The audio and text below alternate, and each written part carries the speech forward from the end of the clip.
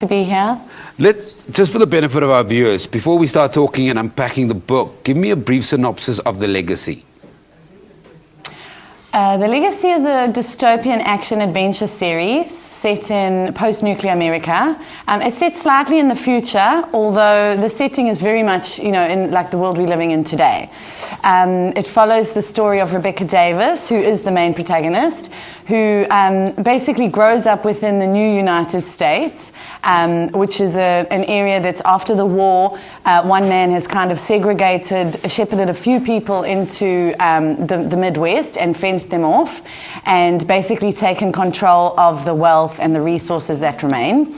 And Rebecca grows up within the borders of the United States, and she basically believes, as everybody else does, that Eric is the man that saved us, the man that, led humanity out of this irreversible oblivion.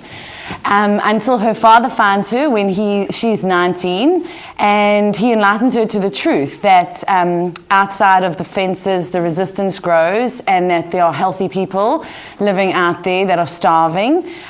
So Rebecca ultimately becomes the ultimate weapon for the resistance, and she works from within the states to bring him down, bring this tyrant down.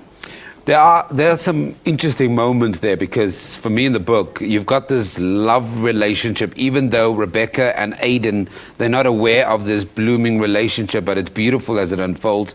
Then you've got this interest before Rebecca knows that Eric Dane is evil, and there's that kind of chemistry as well. You've somehow found a blend between weaving this innocence as Rebecca discovers herself and this very harsh reality of this world that's been destroyed by war.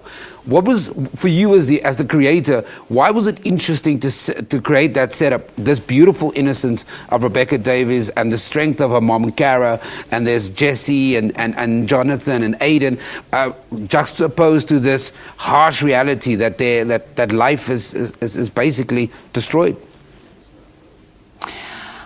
Well, with Rebecca, I find that in a lot of dystopias, these characters are thrust into their roles unwillingly.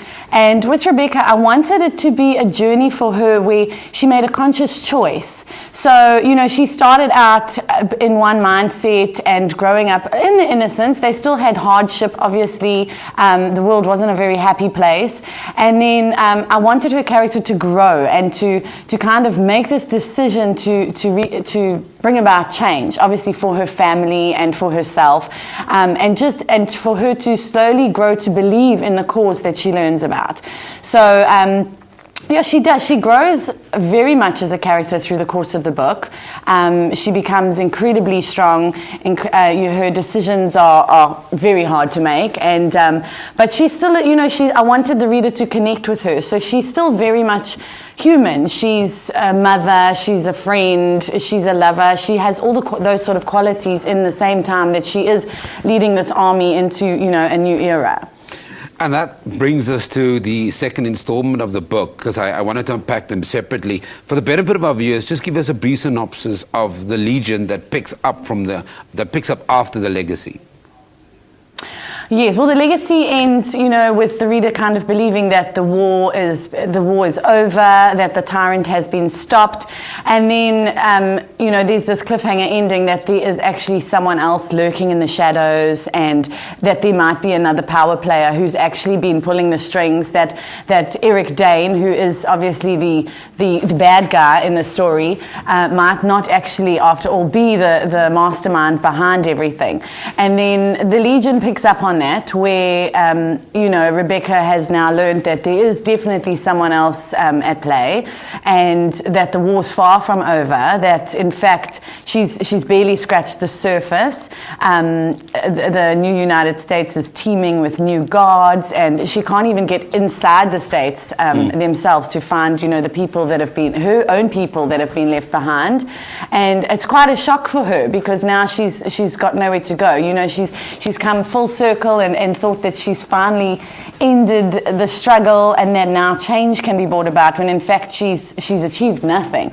So the Legion kind of follows on from there, and the Legion, because all the pieces were put into place in The Legacy, The Legion is kind of, it's a lot faster, it's a lot more action-packed because I didn't have to, introduce the characters or, like I say, set the scene. I could dive straight into the story. So I really enjoyed writing the second book.